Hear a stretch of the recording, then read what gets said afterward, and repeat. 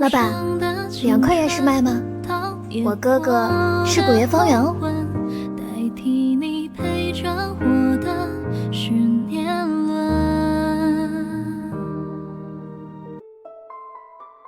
方正竟然以1敌7斩杀铁家6人，连铁罢休都被他杀了，到底怎么回事？详细与我说来。难怪，原来他是掌握了飞行术。如果这样的话，那招揽一事就行不通了。方正虽然战力不如我，但他有飞行蛊，我也奈何不了他。更何况他现在得罪了铁家，强行招揽的话，势必会给家族带来巨大的压力。这小兽王，就算他在商家城时就勤修苦练，也不可能做到一点风声都不走路。而且那才多少年，怎么可能拥有这样强悍的飞行能力？难道说三王传承？小兽王一定是掌握了三王传承中的秘密，这样就能解释得通他在商家城靠着三王传承的进入信物大赚钱财的事情，以及他故意拖延救援白宁兵也要进入三王传承的举动，还有每次出来传承他都是收获最多的一个。一定是了，方正必定是掌握着三王传承的大秘密，这等优质的人才，老娘无论如何都要将他收为群下之臣。现在的问题是，我们虽然知道这个情况，但怎样获取更大的利益才是关键。小兽王已经成长起来，连铁罢休都栽在他的手里，可不是我们能够拿捏的。我们不行不代表其他人不行，人心是可以鼓动的呀，李贤哥哥。你是说把这个消息放出去？妙啊，妙计啊！时隔数月，方白二人终于又缠绵在一起了双休，但这一次却是4转中阶的方圆在帮出阶的白宁兵温润空窍。对于这次围困被救之事，他表面上显得很平静，既没有对方圆的拖延而愤怒，也没有对方圆的救援表示过一丝的感谢，但他的内心却极为复杂。一直以来，他都在修为上凌驾于方圆，但此时他反而成为了骨肉团圆骨的受益者。似乎和方圆在一起修行也是挺不错的。啊呸呸呸！你干嘛？你有没有听到最近的流言？很多人都在说你掌握着三王传承中的大秘密，说你的飞行术也是得自信王传承，你可要注意了。现在铁家震怒，当众宣布将你列为大敌，搜捕榜文也已经传遍了南疆。我倒无所谓，但你我的交情谁不知道？铁家若要动我，你也绝跑不掉。哼，上半夜你继续修行，我来替你把守，到了下半夜你出来替换我。如今在风口浪尖上的方圆面对的不仅仅是铁家，还有商家、武家、胡妹儿、李贤、百岁童子等等，都是他要面临的考验。如果能顺利通过，那么他在南疆就能真正的站稳脚跟。如今神头路窜风已经让铁家焦头烂额，要等到他们抽出精力来对付我，至少要1-2个月之后，倒是可以先放一放。外面流传我掌握传承秘密的谣言，恐怕是李贤和胡媚儿在背后推手，这2个人我迟早要收拾了。只是李贤目前还有利用价值，而胡媚儿背后站着6转古仙，需要好好筹谋。三王传承这块大蛋糕，我注定吃不下全部，只能择其精华，诸如百战不殆古等，这样我的实力将会有大幅度提升，对于接下来的一天山大战有非常大的帮助。算算日子，中州天梯山上的狐仙传承应该已经开启了吧？这可是真正的古仙传承，比三王传承珍贵不知多少倍。那凤金皇就是凭此传承成就了古仙，成为日后名动天下的人物。中州10大门派的精英弟子在数月前就开始进行大比武，以此来决出进入狐仙福地的先后名字。真正的古月方正，因为碧霞仙子缘故，这段时间没少被挑衅切磋。这次的大比武，各大门派的天之骄子众多，他仅仅拿到30多名的成绩，第1名则是凤金皇。方正在他手上只撑了6个回合，便遗憾败北。这一代的精英弟子总体来讲也就一般，不过到底还是涌现出一批优秀的后辈。灵蝶谷的小七星就很不错，如果我没有记错，他是小白红的重孙子吧？万龙雾的应声溪也十分出色，还是龙女调教的好啊。您过奖了，您的孙女凤金皇，同辈之中无人可应其锋芒，才是真正的出色。我们就不要相互吹捧了，让我们一起合力将狐仙传承彻底的打开吧，让这些后辈们去寻找他们的机遇。金皇，你是此次大比的第1名，你先进去吧，其余众人按照比武名次一一进去。是，太医。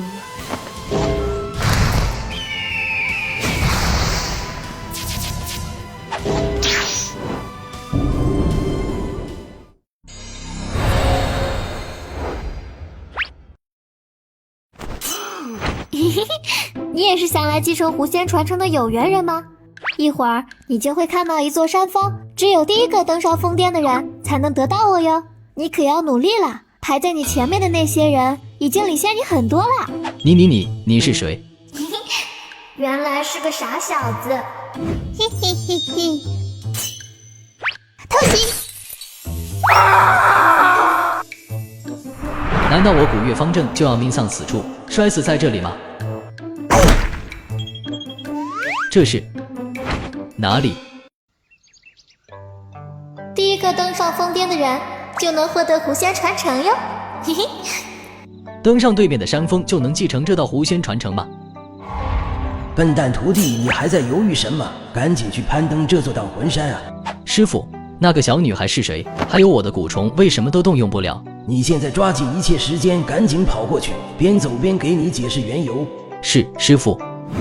这次的狐仙传承乃是一道完整的古仙传承，继承人只有一个，哪个能得到他就能一飞冲天，日后得道成仙大有可能，而其他人不会得到任何收获。你刚刚所见的那个小女童就是狐仙传承，你只有第一个登顶成为她的主人，才能得到古仙传承。可是师傅，我距离这座水晶山还很遥远，前面进来的人却已经在攀登山峰了，这差距太大，我的移动蛊也催动不起来，怎么能赢？无知，这是狐仙的福地，这方天地与众不同。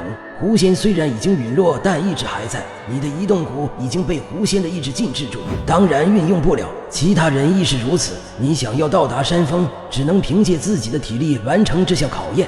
这样大的差距，又动用不了移动蛊，我怎么能追得上去啊？奇怪，我们都是接连进来的，怎么如今的差距这么大？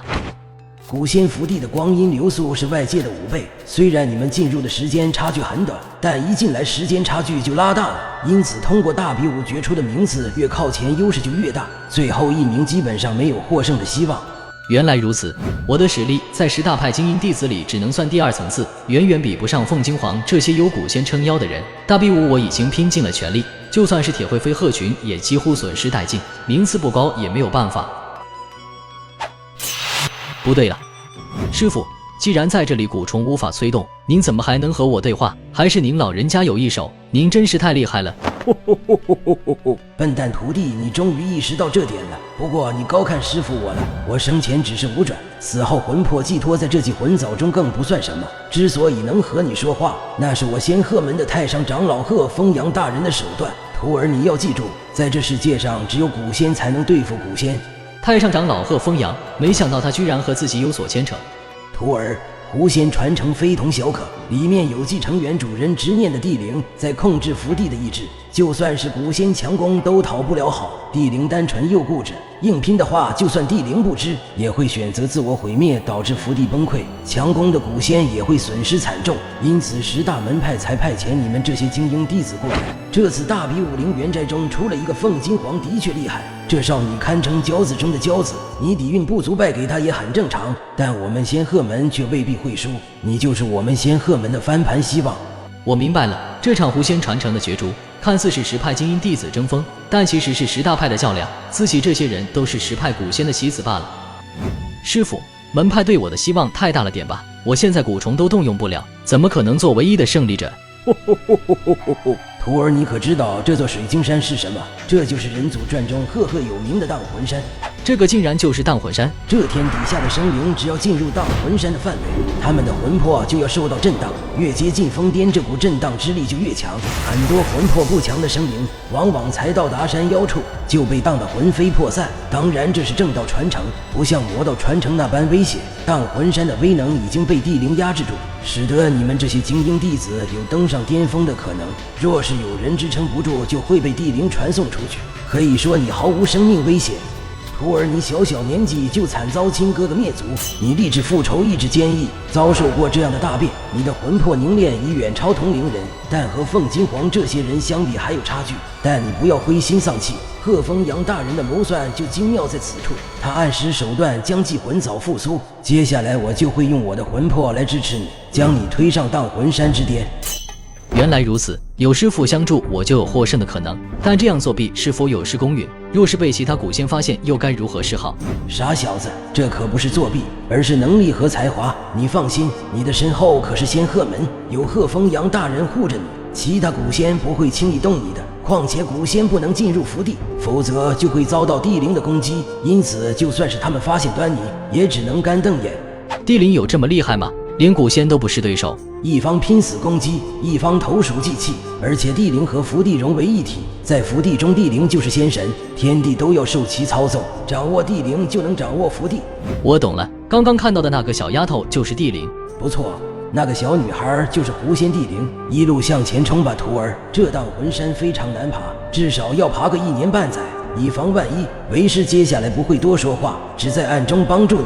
你有我的帮助，至少有80%的机会夺得狐仙传承。